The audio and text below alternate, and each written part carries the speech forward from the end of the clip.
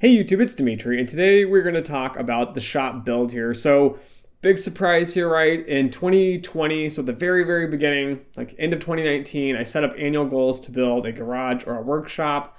And then COVID hit, which really had no impact on my shop build.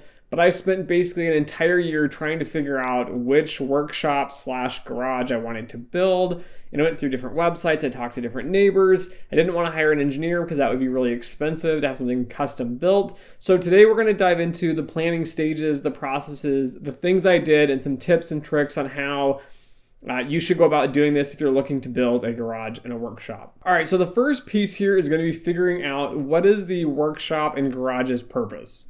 So I know everyone's going to start with this and you think, okay, I just need a garage to do like A, B, and C. But really, like, take some time to think through this here. So I thought about this for months, and then more and more projects started coming up in the back of my mind, and I needed to do more and more things. Again, trying to weigh how much is it going to cost versus what is it going to actually do. The biggest regret I hear from all of my neighbors and people I've talked to that have built garages or shops is that they wish it was bigger, right? Like I had a neighbor, it's a 2-car garage. That's it. There's not much else to it. They're like, I really wish I had some space to do some woodworking, or I really wish I had some space to store some yard materials. So some things to think about on this, on the different purposes, is what are you going to be storing inside of it? So are you storing cars, boats, RVs, motorcycles, right? Lawn equipment? What else are you going to be putting in here? What are you going to be using it for as well? So you're going to be working on cars, rebuilding cars inside of this space. You're going to have a wood shop, a metal workshop. So do you like to do these as hobbies? What type of storage do you need? So again, like that yard supply stuff, what are you storing in there? Are you going to be storing, a driving mower, or maybe you're just storing a few shovels, a few buckets, maybe some, gardening dirt? Like what's going to go inside this garage? And trying to think long term. So if you live somewhere where you have snow, you're going to have a snow blower in there. Are you going to have bags of salt, for example? Like what do you really need this for? Also, what else are you going to use it for? Maybe not necessarily like an outdoorsy space. So does it need an office space? Does it need a living space, right? Maybe you create like a tandem, like a mother-in-law suite with maybe a mini kitchen and a bathroom and a bunch of stuff like that. And also, right, I'm going to maybe use this for a painting booth. So it needs to be large enough in space to kind of seal things off so that I can actually paint in there without overspray. So just a few things to think about there. My purpose though for this garage build, so this will be the whole series of videos, right? I needed a place where I can store cars. So I started out with 2 cars a few years ago, and then I bought a 3rd car. So I'm having a baby. She's now 7 months old, around there. And so we got a bigger car. I got an SUV. I also needed a car that could pull a trailer and a few other things. So I needed another car. We had 3. And then I ended up going back home, to Washington State, where I'm from. And I picked up my 5 motorcycles I have that I had as a kid that were at my parents' house. And then my dad's got this 1966 Ford Fairlane, which there will probably be a video series on that, me rebuilding that, which is one purpose I need this garage for, is where do I park it? So I need somewhere to put that. I'm just getting too much stuff. I've got a riding lawnmower. We live on 1.25 acre. I'm just running out of space with a 3-car garage built onto the house. So I need to store a bunch of stuff in there. I also need to store garden, lawn, and beekeeping equipment and supplies. So we run a big garden. I have honeybees. I have 3 hives right now. I need somewhere where I can throw extra boxes, where I can throw extra frames. I don't want them in the house. You end up with like wax moths in your frames and they're in your house, and it's a whole nightmare. So don't do it. And then also, like I mentioned, I'm going to rebuild this car. I'm going to actually do car repairs as well. So all of my other cars, I change the oil on. I do basic repairs like alternator swaps and different things like that. And so for this car rebuild project, I'm going to need to be able to paint. So I need to repaint the entire car, the frame, all that stuff. I really want to do it myself. I know I could pay someone else to do it. And I might, depending on, space and money and all that type of stuff. The other piece I want to do is all the welding work and the metal work. So again, starting to think about this, right? You need space, but you're also going to need like 220 outlets to plug in air compressors, air conditioning or heating if you have that, and then also like a welder, right? You need more power to run that. So you're going to need different things inside of this shop that you're building. And then I got into woodworking a few years back. So I started off with this massive custom project with African mahogany. It's a giant bookcase. It's like an L shape. It's like, 3 feet by 6 feet on the L. And then it's like, 5 feet tall, and it puts all these books in there for my wife. So I've kind of gotten into woodworking. I'm going to need space for my table saws, my routers, bunch of stuff like that. Again, I'm trying to keep my wood shop materials small, but I need somewhere to put stuff and to work on kind of these custom projects as well. And then finally here, so this is my tiny, small YouTube channel with a few hundred subscribers. I have another one that has 15,000 subscribers, and I do podcasting on there as well. So I need like an office space that I can actually use for building and doing all that type of stuff. It is very noisy in my house now because I have, again, I mentioned my 7-month-year-old daughter, and it's noisy. I have 2 cats. My wife's working. I'm working. All kinds of things are going on. It's hard to find quiet time to shoot videos like this. So having another studio somewhere separate for that would be great. And of course, we're also going to use this as an actual office here. So, right, we're working from home now during COVID. I worked from home 3 days a week beforehand. My wife, their company mentioned they're probably going to be working from home even after COVID. So in the office, at home, it would just be nice to have like this nice, quiet, office space to work in. It'd be nice to tie it into the garage somehow. So that's really what I need in a garage, or really more or less what I want in a garage, okay? And so for the requirements here, I need and want heat and air conditioning for the garage and the office part of it.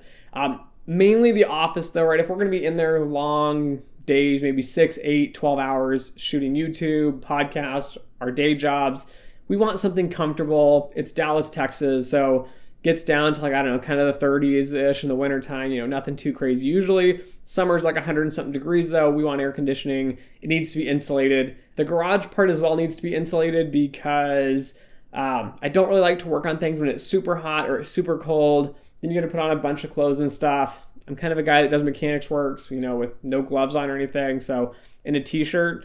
So again, having some sort of heating and air conditioning in the top is a requirement. Having something for like the garage area is not going to be that important. For HOA rules, right, it has to be 100% brick and stone where I'm at. If you're in an HOA, you're going to have to go through all these approval processes. This is going to be important. I actually did what I call pre-approval. So I had to argue with my HOA and convince them I wanted to pre-approve the drawings and the design before I went and purchased them, which we'll talk about in a second. So how to do that. Once you get all that, you're going to need city approval. I would recommend getting all your approvals. You don't want to have any snags later down the road if you don't get them. I would like to have 3+ car garage, space for the old 1966 rebuild project, place to woodwork, place to kind of store stuff and park maybe another car or two. That's important. And then there's also a city rule that it cannot be taller than my house. So again, thinking about these city rules, thinking about where it's placed, for example, is going to be another key piece we're going to talk about here in a second.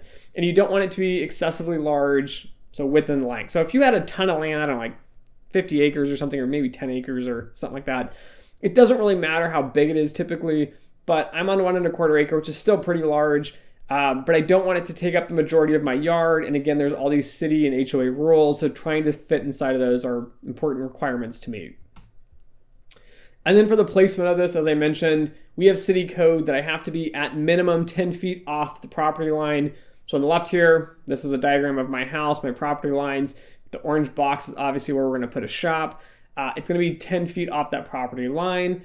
Also thinking about this, I would have loved to have put a shop between my fence and my house a little bit forward from where it's at. But the issue with this is that there's not enough space on the sides to meet the city requirements, and then I'd be like inches off of my house. I do not want, this tiny, tiny space, and obviously you can't lay brick or stone if you got like 6 inches between them, right? There's nowhere to stand and build all this up. Anyway, so figuring out placement's important. Again, looking at the city codes, your HOA rules, anything like that is important. And then also, as I mentioned here on the very last bullet here, is can you get mowers and trailers past this? I'm a little hesitant, a little nervous here. I've got a trailer that's 5.5 feet wide. Then it has tires on top of that. It should fit between that, gap. I'm going to do mine at 12 just to make sure we're definitely in the city limits. And then also have that extra space we can move like a riding mower or, a trailer, things like that through the backyard. All right, and then the next hard part here is how do you find drawings? So I was originally sent by a friend of mine in the neighborhood to go to this website called the House Plan Shop, which is here on the right. I looked through them. You can filter things. I just couldn't find something I really liked. And I found this great one that was like brick and it was like a Taj Mahal and had a great living space all upstairs and it had a bathroom and everything. And I thought, I'm on septic here in the country. I don't think my yard can support more sprinklers, or if I add them, I'm gonna have to like remove fruit trees and move gardening beds, and I don't know, big waste of time, waste of space. It would be awesome to have a bathroom in there, but it's not a requirement for me. And then I finally found on that site here on the right, you can see there's also a little link that says, need garage plans, check out the garage plan shop. So on the left here, this is the website I went to. This is the design I chose. Again, this website's great because it has a ton of drawings for a ton of different places. You're not gonna find what you want usually within the first search. So it took me, as I said, months of going through these websites, painstakingly bookmarking all of these, looking at them. Is it too complex for me to build? Do I want to pay someone else to build it? Is it taller than my house? Does it meet the requirements, right? So this one I ended up choosing is going to be 28 feet by 40 feet in length, which I'll show you kind of the design here in a second. But this is where I found them. These drawings are not stamped, okay? So example, I'm in Texas. I found out the company that ended up doing these drawings out of Tennessee. I worked with them. They were really nice. The drawings are very, very simple, but they're not stamped for your code in your specific area. So be aware of that. If you do need them stamped, you're gonna have to pay an engineer. Again, they should meet the majority of things. They might need a few adjustments, but again, hiring an engineer can be a little bit pricey here. Sometimes it can cost as much as the drawings themselves because again, they mass produce these drawings and sell them to a bunch of people for the same project. So my final decision on this, as I mentioned, is a 28 by 40. It'll be a 2-car garage tandem, so a 2x2. You can see here on the bottom left, fits 4 cars total. And then again, it has this loft storage area. It's 8-foot tall ceiling in the middle, and then it tapers down. So it's kind of flat 8 feet, and then it tapers. This is kind of the best I can do, right? I would really like to have kind of like a little bit bigger, right? A little bit taller structure, but this structure comes in at like 24 feet, 4 inches, somewhere around there. My house, I think, is around like 28 feet, maybe 30 feet in height. It's a 1-story house, here in Texas. And so trying to fit all that together is important. The garage doors on here are 9 by 10, so 10 feet tall. You can fit quite a bit in there. Again, I don't need to put an RV in there. I don't need to put a boat in there. So I don't really have, right, a lot of requirements in having door heights that are even taller.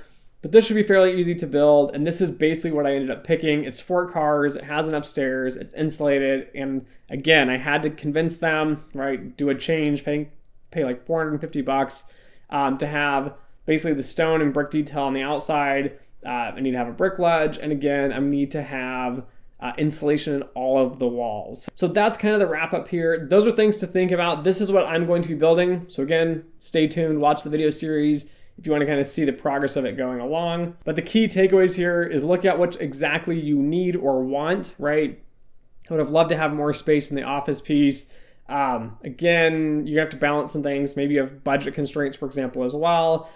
Trying to weigh all those things that you need, space, and again, look at those regulations for your city. Go online, look for them. If you have an HOA or something, make sure you're within those guidelines as well. So anyways, thanks for watching. If you guys liked this video, you found it helpful, don't forget to subscribe below, hit the little bell button. You'll get notifications when all these next videos come out on like pouring the foundation, doing the framing, the brick, stonework, all that. So stay tuned. Give me a thumbs up if you liked it as well. And as always, until next time.